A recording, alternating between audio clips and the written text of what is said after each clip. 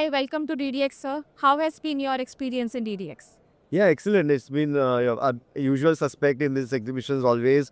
Uh, it's a one event where all the display companies come together, showcasing their latest technologies for outdoor and retail. Uh, it's been a wonderful experience and very. I think the quality of the crowd really matters. We always believe quality over quantity, and that's what we get in this exhibition. Pleasure, sir. What do you have in pipeline in the next 5 years for Extreme Media? Oh, 5 years is a lot.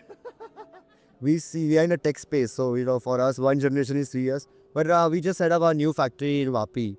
So we have set up a fully integrated manufacturing unit in Vapi, and that's new for us. That's new for India. It's first of its kind outside China. So we are the first company who is building the entire displays here in India and not importing them.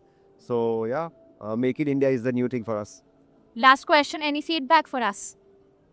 Yeah, I mean, get more business, get more people, get more decision takers. I would like it to be a lot more versatile and diverse in terms of product categories. I think there are a lot of display companies here, but if there were other vendors of retail and OH, that would bring a good mix. Thank you so much. We wish you all the very best. Thank you, sir. Thank you.